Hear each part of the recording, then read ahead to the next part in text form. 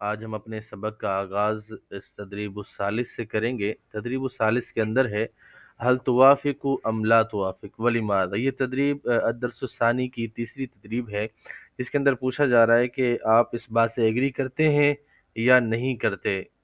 اور کیوں، یعنی پازیٹیو میں جواب ہے تو بھی کیوں، نیگیٹو میں جواب ہے تو بھی کیوں، اس کی علت وجہ بیان کرنی ہے۔ نمبر 1، يفضل معظم الآباء توبيخ أبنائهم بقوة على أصغر الأخطاء ظنا منهم أن ذلك أفضل في تربيتهم۔ اکثر والدین بہت ایک اچھی تعداد ہے والدین کی کہ جو ڈانٹ ڈپٹ کو مناسب بہتر سمجھتے ہیں، اپنے بچوں کو ڈانٹنا بہتر سمجھتے ہیں، اور سخت ڈانٹ ڈپٹ کو، چھوٹی چھوٹی غلطیوں پر، چھوٹی سی غلطی پر سخت ڈانٹ ڈپٹ کو وہ زیادہ بہتر سمجھتے ہیں، اور یہ گمان کرتے ہیں کہ یہ جو ڈانٹ ڈپٹ ہے یہ ان کی تربیت کا ایک حصہ ہے اور یہ تربیت کے لیے ضروری ہے۔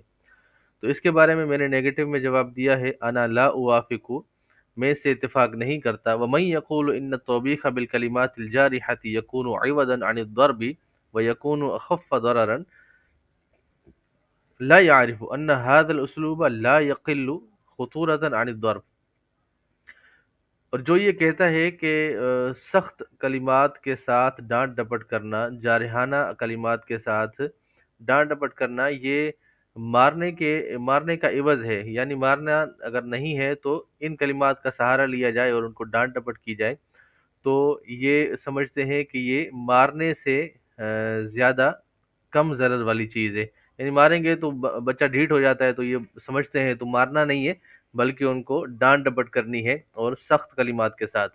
تو وہ یہ نہیں جانتا کہ یہ جو اسلوب ہے یہ بھی مار سے کم نہیں ہے، لِأَنَّهُ غَيْرُ مجد ولا نافع، کیونکہ یہ بھی بہت زیادہ کارآمد اور نفع بخش نہیں ہے، بل يحدث آثارا ضارة ويترك آثارا نفسية على الشخصية،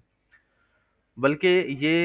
نیگیٹو اثرات چھوڑتا ہے اور اس کی شخصیت کو متاثر کرتا ہے۔ وقد يصبح الطفل عصيبا، اور بچہ جو ہے وہ ضدی بن جاتا ہے یا نافرمان بن جاتا ہے، ڈھیٹ بن جاتا ہے۔ لذا يجب على الآباء أن يعاقبوهم على قدرة الخطأ بدون أي مبالغة في التعنيف، اور اسی وجہ سے والدین پر ضروری ہے کہ وہ بچوں کے ساتھ بچوں کو سزا دینے میں ان کی خطا کا مقدار کریں، خطا کا اعتبار کریں کہ جتنی ان کی خطا ہے اسی ہی کے مطابق آپ ان کے ساتھ رویہ اختیار کریں، بغیر تشدد کے، مبالغے کے، یعنی ان کے ساتھ تشدد نہیں کرنا، ان کے ساتھ زیادتی نہیں کرنی، بلکہ ان کی جتنی خطا ہے اسی خطا کے، اسی غلطی کی مقدار میں ان کی آپ نے سرزنش کرنی ہے، ان کو سزا دینی ہے، تو ایک ہی اصول لے کر نہیں چلنا۔ نمبر 2 ہے لا يقتصر دور الأب على الدعم المالي فحسب بل يجب عليه أن يقوم بنفسه ببعض المهام في تربية الأطفال۔ والد صاحب کا کام یہ نہیں ہے کہ وہ صرف مالی مدد پر اقتصار کرے، والد صاحب کا یہ کام نہیں ہے کہ وہ صرف مالی مدد پر اقتصار کرے، بلکہ اس کے لیے ضروری ہے کہ وہ بذات خود کئی معاملات میں، کئی ایک مشنز کے اندر، کئی ایک ٹاسک کے اندر، مہم کے اندر بچوں کی تربیت کرے، بذات خود تربیت کرے، اس کے بغیر چارہ نہیں ہے۔ تو اس کے بارے میں آپ کی کیا رائے ہے؟ تو میں نے پازیٹیو میں جواب لکھا ہے طبعا اوافق، جی ہاں میں اس سے موافقت کرتا ہوں، آئی ایگری ود، میں اس کے ساتھ ایگری کرتا ہوں۔ لأن انشغال الأب بالعمل لا يعني أن ينساه أبناءه بل يجب أن يخصص لهم وقتا للتحدث والمشاركة في مختلف الأنشطة، حيث أن تأثير الأب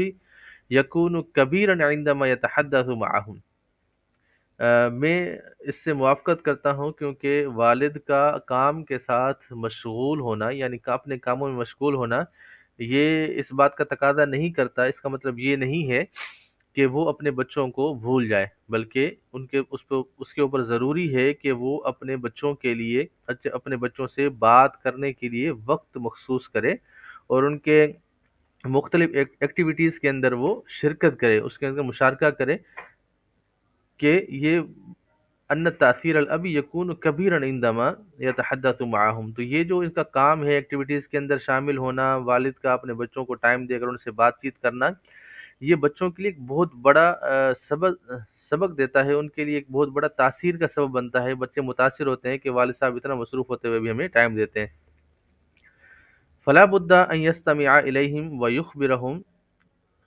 برأیہ فی مختلف المواقع، اور یہ ضروری ہے کہ وہ ان کو سنے، ان کی ہر بات کو سنے، ان کی طرف توجہ کرے، اور ان کو پھر اس معاملے میں اپنی رائے سے آگاہ کرے مختلف موقعوں پر۔ ویساعدہم فی تنمیت المہاراتہم، اور ان کی مہارات کو بڑھانے میں، ترقی دینے میں، عروج دینے میں، اضافہ کرنے میں ان کی مدد کرے۔ فلا یقتصر دور الابی علی توفیر ما تحتاجہ الاسرۃ، تو والد صاحب کا کام اس بات پر منحصر نہیں ہے کہ وہ ان چیزوں پر خرچ کرے کہ جس کی طرف اسرہ یعنی اس کا جو خاندان ہے، فیملی ہے، محتاج ہے۔ تو فیملی کی ضروریات کو پورا کرنا ہی اس پر ضروری نہیں ہے، بلکہ اس کے علاوہ بھی باقی چیزیں بھی اس پر ضروری ہیں۔ اگر نمبر 3 ہے یجب علی الآباء قبل ان یقوموا بتوجیہ الطفل وتعدیل سلوکہ ان یکون لدیہم السلوک السلیم والایجابی الذین یتعاملون به، والدین پر ضروری ہے کہ کسی بھی بچے کی طرف کوئی کام کرنے کے متعلق کوئی اسٹینڈ لیں، یا ان کے رویے کے متعلق کوئی اسٹینڈ لیں،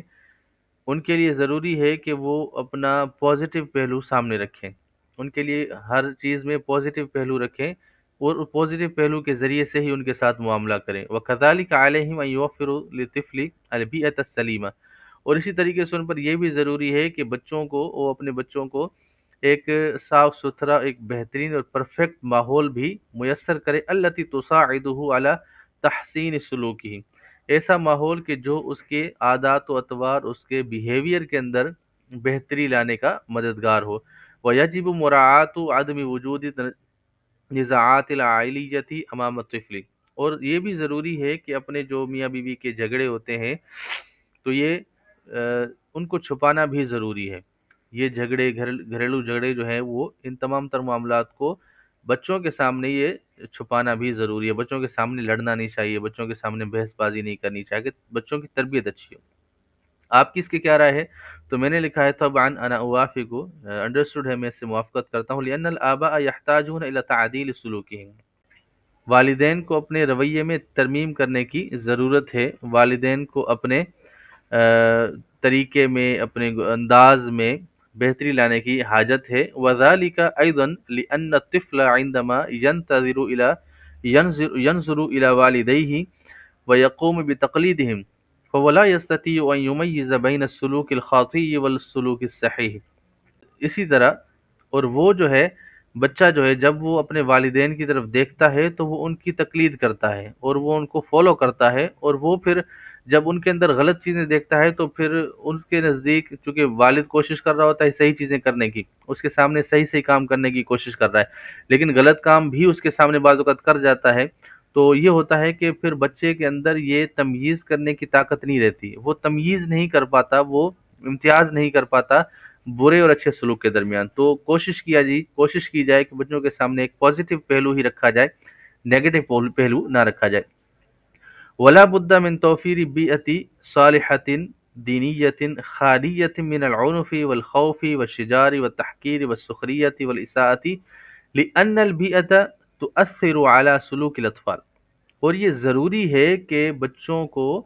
ایک نیک دینی ماحول مہیا کرنا چاہیے کہ جو تشدد سے، خوف سے، جھگڑے سے، حقارت سے، ہنسی مذاق سے، یعنی ایک سخریہ جیسے تضحیک، کسی کا مذاق اڑانا، وہ، اور برے کاموں سے، یہ تمام تر چیزوں سے یہ ماحول پاک ہونا چاہیے، ایسا دینی اور مذہبی ماحول دینا چاہیے، کیونکہ جو ماحول ہے یہ بچوں کے طریقوں پر مؤثر ہوتا ہے، بچوں کی عادات و اطوار، ان کے سلوک، ان کے بیہیویئر پر یہ مؤثر ہوتا ہے، تو جیسا ماحول دیں گے، اگر گھر کے اندر مدنی ماحول رکھیں گے، دینی ماحول ہوگا، بچوں کے ساتھ ایکٹیویٹیز آپ کی دینی ہوں گی، مدنی چینل چلتا ہوگا، اس کے علاوہ دینی ایکٹیویٹیز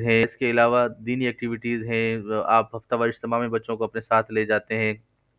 بچے والد صاحب کے ساتھ چلے جاتے ہیں، بچیاں امی کے ساتھ ہفتہ وار اجتماع میں چلی جاتی ہیں الگ الگ. تو جو تقسیم کاری دی گئی ہے اس کے مطابق دعوت اسلامی کے فالوورز ہیں، آپ دعوت اسلامی کو سمجھتے ہیں، تو آپ ان کے معاملات سے بھی بہتر واقف ہیں. تو جو دینی ماحول اگر آپ کے پاس میسر نہیں بھی ہے تو بنانے کی کوشش کی جائے، تو کم از کم اتنا تو ہے نا کہ گھر میں مدنی چینل بنا کر آن کر کے ایک مل جل کر بیٹھ کر دیکھنے کی صورت بنائیں گے تو بچے بھی آپ کے ساتھ آ کر بیٹھیں گے. تو جب بڑا جس کام میں لگا ہوتا ہے تو بچہ بھی اسی کام میں لگ جاتا ہے. اب دیکھیں بعض اوقات ایسا ہوتا ہے کہ والدین پریشان ہوتے ہیں کہ بچے سے میں کیسے جان چھڑاؤں، بچے سے موبائل کی کیسے جان چھڑاؤں. بچہ ہر وقت موبائل کرتا رہتا ہے، جب دیکھو موبائل میں لگا رہتا ہے، گیمیں کھیلتا رہتا ہے، ٹی وی ویڈیوز دیکھتا رہتا ہے، یوٹیوب چلاتا رہتا ہے. تو یہ تب ہوتا ہے کہ جب والد صاحب خود اس میں مصروف ہوتے ہیں، والدہ خود مصروف ہوتی ہیں، بڑے بھائی یعنی جو آئیڈیل صورت رکھتے ہیں، جو جن کو فالو کیا جاتا ہے، بڑے بھائی ہوں، بڑی بہن ہوں، والدہ ہو، والد ہوں. تو یہ لوگ جب اس طرح کے معاملات کرتے ہیں تو پھر بچے چھوٹے جو ہیں وہ فالوورز ہوتے ہیں، وہ بھی اسی انداز سے کرتے ہیں. تو اگر آپ میں سے ہر ایک بندہ مطالعہ کرنے والا ہو، مدنی چینل دیکھنے والا ہو، تو پھر بچے بھی اس کو اس انداز سے فالو کرتے ہیں. تو امید کرتا ہوں آج کا سبق میں سمجھا پایا، اور اگر کوئی بات سمجھ میں نہ آتی ہو تو آپ کمنٹس باکس کے اندر اس کو سوال کر کے معلوم کر سکتے ہیں. آج کا سبق ہمارا یہیں تک ہے، تب تک کے لیے اجازت دیجیے، دعاؤں میں یاد رکھیے گا. السلام علیکم ورحمۃ اللہ وبرکاتہ.